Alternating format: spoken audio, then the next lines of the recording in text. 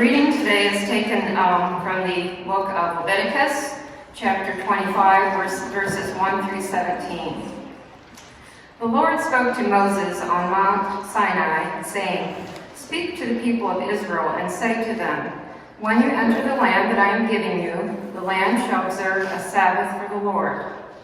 6 years you shall sow your field, and 6 years you shall prune your vineyard, and gather in their yield. But in the 7th year there shall be a Sabbath of complete rest for the land, a Sabbath for the Lord. You shall not sow your field or prune your vineyard. You shall not reap the aftergrowth of your harvest or gather the grapes of your unpruned vine. It shall be a year of complete rest for the land. You may eat what the land yields during its Sabbath, you, your male and female slaves, your hired and your bound laborers who live with you, for your livestock also, and for the wild animals in your land, all its yield shall be for food. You shall count off 7 weeks of years, 7 times 7 years, so that the period of 7 weeks of years gives 49 years. Then you shall have the trumpet sounded loud on the 10th day of the 7th month, on the Day of Atonement. You shall have the trumpet sounded throughout all your land. And you shall hallow the 50th year, and you shall proclaim liberty throughout the land to all its inhabitants. It shall be a jubilee for you. You shall return, every one of you, to your property, and every one of you to your family. That 50th year shall be a jubilee for you. You shall not sow or reap the aftergrowth, or harvest the unpruned vines, for it is a jubilee. It shall be holy to you, and you shall eat only what the field itself produces. In this year of Jubilee you shall return, every one of you, to your property. When you make a sale to your neighbor or buy from your neighbor, you shall not cheat one another. When you buy from your neighbor, you shall pay only for the number of years since the Jubilee. The seller shall charge you only for the remaining crop years. If the years are more, you shall increase the price, and if the years are fewer, you shall diminish the price. For it is a certain number of harvests that are being sold to you. You shall not cheat one another, but you shall fear your God, for I am the Lord your God." Prayer. Lord, I pray that you would speak through me or in spite of me. Grant that the words of my mouth and the meditations of each of our hearts would be gathered up by you, measured and found always to be acceptable in your sight. God, who is our strength and our Redeemer. For it's in the name of Christ that we pray. Amen. So last week's sermon of what Pastor Kathy has called a mini sermon series was about keeping Sabbath time as individuals, the importance of rest and entering into rest in a way that we find ourselves in the presence of God. But there's another aspect to Sabbath keeping that is just as important.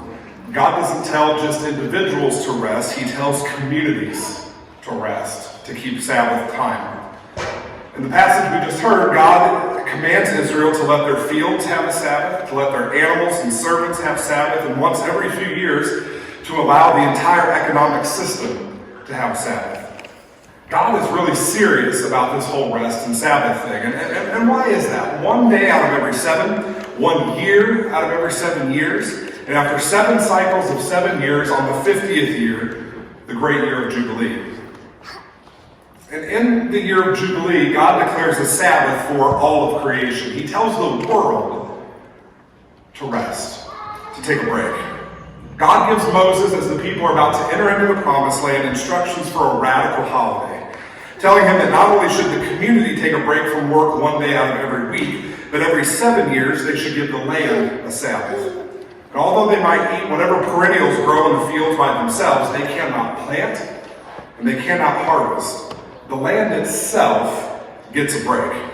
Then God declares another Sabbath. Once every 50 years, the economic system gets a reset in the year of Jubilee. All indentured servants are released.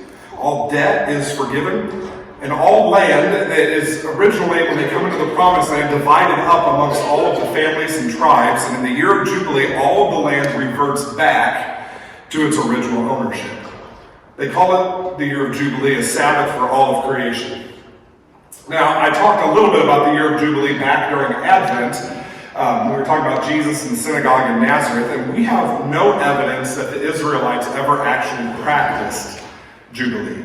It was a law that was given to them to practice every 50 years. We don't know that they ever did. We do have a lot of evidence that they practiced the Sabbath year every 7 years, but not the great year of Jubilee. And it's really no surprise because the powerful like to stay in power.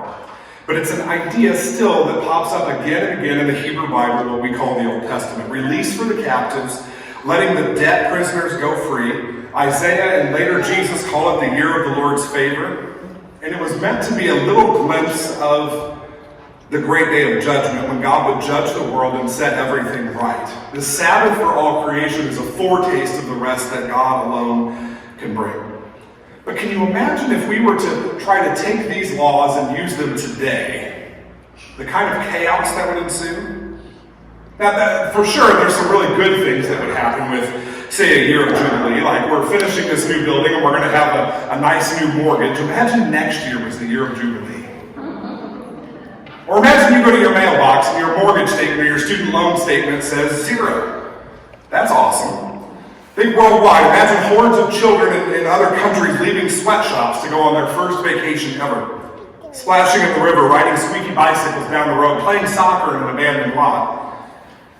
Can you imagine the panic on Wall Street as tractor-trailer trucks stood abandoned on the freeways, full of iPads and iPhones and $50 pair of jeans? Inventory sitting idle in retail stores across the nation gathering dust. The economy would collapse as we know it. Payday loans would go out of business. There'd be no more car payments, no more student loan debt. And then there's this whole idea of the redistribution of property back to its original owners. And that's really scary language. Our gods, the gods of market and conquest, would never allow it because that kind of language scares us. It makes us think of terrorism or communism or some other ism. Imagine the chaos that would ensue. But nobody ever said that God was practical. He stubbornly insists on the Sabbath for all of creation. And it's because of things that we do that he's insisting on this. In Isaiah chapter 58, it says that we put the pursuit of our own interests above everything else. We set up our businesses as petty gods that we serve and worship.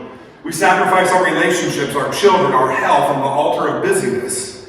We sacrifice justice for the poor on the altar of economic practicality. And the Sabbath is kind of this nonviolent resistance to the tyranny of all of it. That's why Nehemiah tells the people that even if everyone around them is buying and selling on the Sabbath, God's people would not. God's calling them to be a different type of community. But let's be really practical about it. Israel balked at the idea of the Jubilee year. And in our world today, we might not be able to take these laws from Leviticus, the Sabbath year and the Jubilee year, and apply them in the way that they're presented in Leviticus. But I do think that there is a heart to these principles that we can and should apply to our lives. Because both the Sabbath year and the Jubilee year deal with hallowed time. Time set apart for rest, for rejuvenation, for enjoyment, for freedom. But as a culture, we struggle with this idea of hallowed time. We're taught from very early on that we shouldn't be rested. We're supposed to be busy. Or as Pastor Kathy's nursing professor told her, if you want to be the best, there's no time for rest. And I'll admit that Sabbath and rest is something that I have struggled with and continue to struggle with. The first time that it became clear to me that it was something I struggled with, I was a chaplain intern at Tremont Hospital in Normal. And at that time, I was serving 2 churches as their student pastor. I was attending seminary full-time. I was trying to be a somewhat pastoral husband.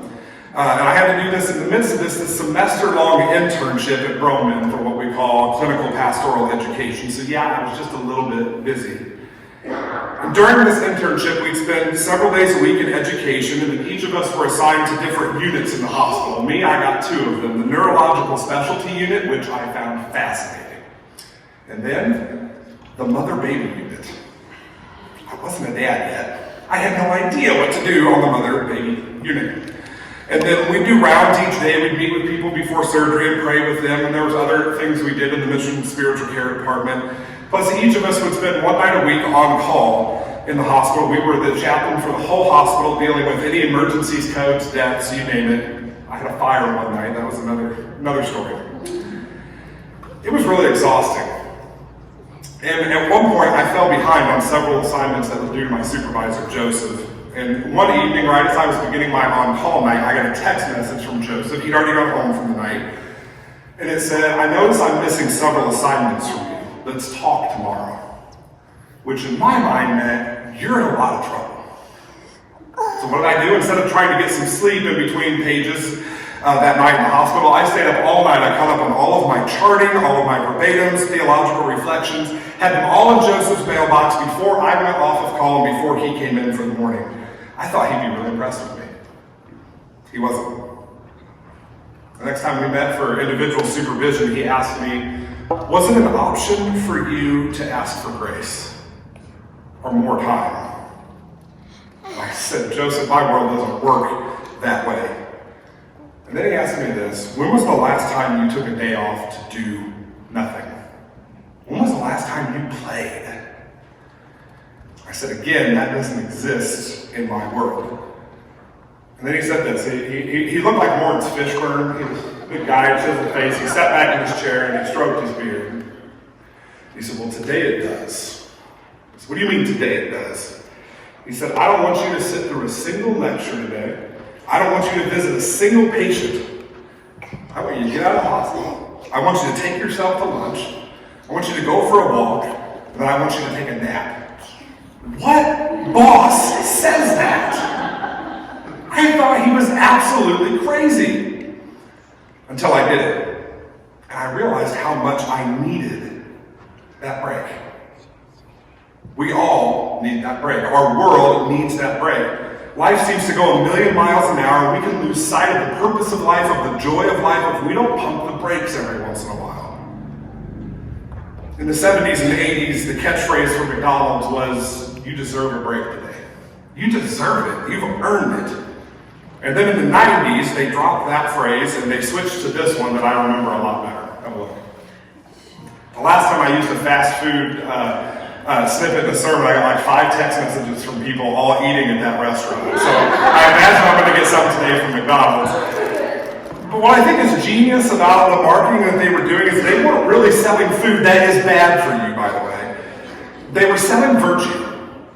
The virtue of rest. You not only deserve a break, but we want to make sure that you took your break today. And McDonald's just happens to be a place where you can get that break.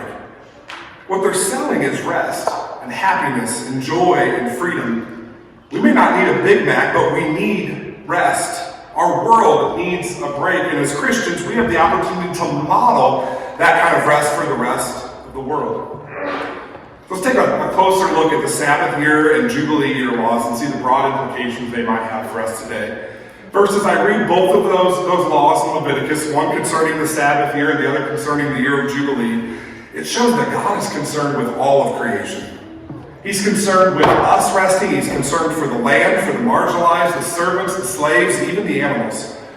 These laws are social, they're political, they're economic, but above everything else, it's a call for stewardship. It's a reminder that we are the Lord's. Our bodies were created by Him. The land, all of creation belongs to Him.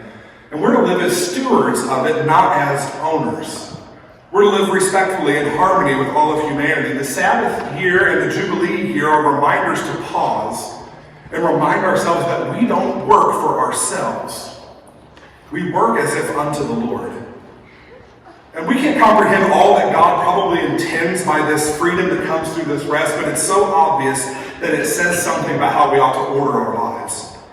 Rest for us as individuals and rest for our world isn't primarily about restoring ourselves just so we can get back to work. Sabbath is for the sake of life. Rest isn't an interlude. Rest is the climax of living. It isn't just the absence of work. It's experiencing joy with God and joining in God's work. When we rest, we stop. We exist. And we enter into God's rest.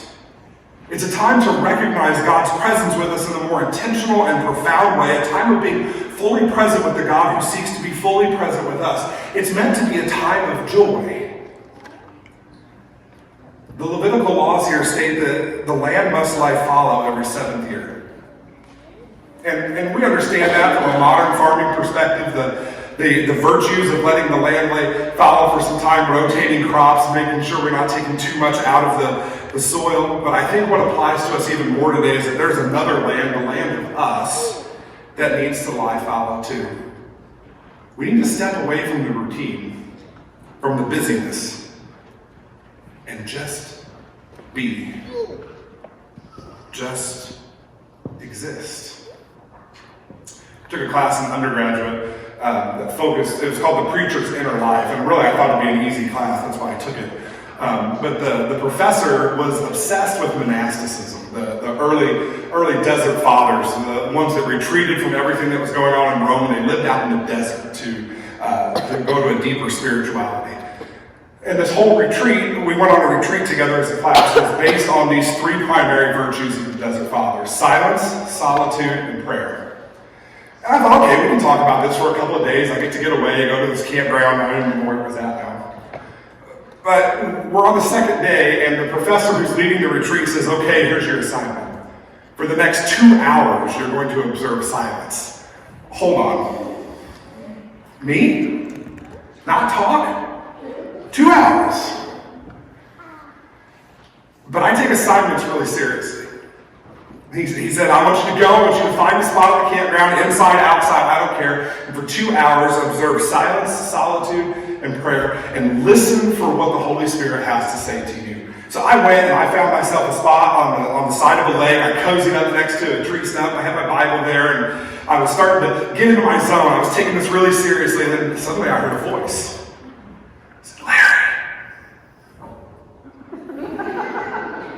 Yes, Lord? Larry. I looked down towards the bank of the lake. It's my friend Justin. We call him Iced Tea. I have no idea why we call him Iced Tea. And he says, can you hold my phone? Yeah. He throws his phone up to me, and I'm sitting there, I'm watching him, and he's climbing into a boat. That's how he's going to spend his 2 hours is on this boat. And it didn't take me long to realize that Iced Tea hadn't spent much time in the boat. Because there was a lot of clanking going on and a lot of just riding in circles going on. But he just had this big goofy grin on his face the whole time, and it just made me mad.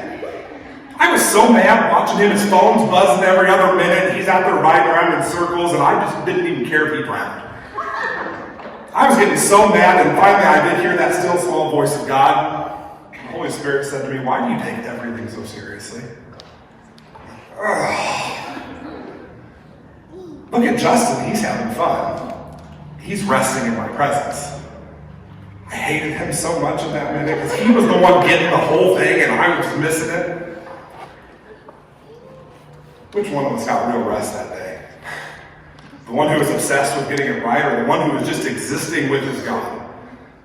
I will never tell Ice-T that story because I don't want him to think that he taught me something. When we get serious about taking a break, we find joy. For ourselves, yes, but it provides a pattern of rest for our whole world. See, when you read these Jubilee laws, there are no special religious gatherings required for Jubilee. But by taking that break for a whole year, and if you think about it, the way the Sabbath years, every 7 years you have a Sabbath year, and then on the 50th year of Jubilee, so that really means 2 years in a row they didn't harvest. It takes a lot. It takes a lot of trust, a lot of faith to follow this. By observing this, there were certainly very deep spiritual implications. By not working the land, the people were reminded that they were supposed to be relying on God. Reminded that the land belongs to God, that their servants belong to God, that even the money they were earning belongs to God. Sabbath has a way of putting us in our place in that way, putting our world in its place. It reminds us of who we are and who He is and whose we are. It reminds us that even though you might be on the payroll of McDonald's or wherever you work, they don't own you. They don't control your destiny. They don't dictate your journey. They're not your masters emotionally, spiritually, or physically. The reminder and obedience of keeping rest would also provide the Israelites with an opportunity to witness to their faith because you knew the outsiders were going to have questions. This made them peculiar amongst all of the nations. Can you imagine the questions they were asked? How is it that you can just cancel that person's debt? How are you able to stop working for a whole year and not plant or harvest? Because we have a God who meets our every need. who has promised us a special relationship, a special inheritance, that we are his and he is ours. In the same way, for us today, if we were conspicuous in our rest, if we took seriously recreation and stillness and carving out time for worship, no matter where we found ourselves, it would be a powerful testimony in the midst of a world that's gone desperately wrong. One of the things that I keep hearing about a lot lately, and it's posted online all over the place, is about the youth sports phenomenon. And kids are traveling on Sundays, and that's why families aren't in church. And my line has been, we can grouse and complain about this all we want. Youth sports aren't going anywhere. What I would say to those families is, be intentional about carving out time to worship even in the midst of what you're doing. If you're traveling for a tournament and you're somewhere, how conspicuous does it look when your family pauses in between games and has a devotion together? It might be a Sunday, but we're having church together as a family. What does that look like that's conspicuous amongst the nations? It's peculiar in the midst of a world that's gone terribly wrong. It reminds the world that we're still God's people and this is still God's world. Our modeling of rest, our modeling of these laws, the willingness to cancel other people's debts, and I'm not just talking about money, the willingness to extend grace to someone who has harmed us, to offer forgiveness when they don't deserve it, it would transform our world, a secular, non-Christian, non-God-fearing society. When we're conspicuous and engaged in rhythms of rest, we testify that we are the Lord's no matter where we work, no matter what happens, no matter who's in control, no matter what social customs dictate. Imagine the reaction of our world if the church patterned this kind of rest and this type of radical forgiveness. Resting not to find more ways to be productive, but just to be with God. People would ask questions. They'd want to know. We could turn the conversation to the God who fulfilled all of the Sabbath regulations. When Jesus sat in the synagogue in Nazareth and he declared a permanent jubilee, he said that through his work of redemption, he would free us from bondage to sin and slavery and restore us to the glorious and joyous liberty that comes from being God's adopted children. That's freedom, and who the Son sets free is free indeed. Imagine a Sabbath for our whole world.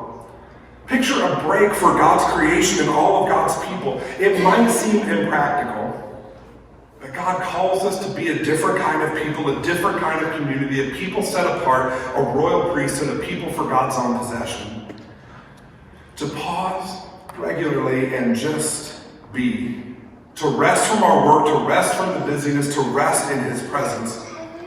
It would transform our society, it would transform our world, because God has a better vision of life for us and for our world, a life that includes rest and enjoyment and release and freedom.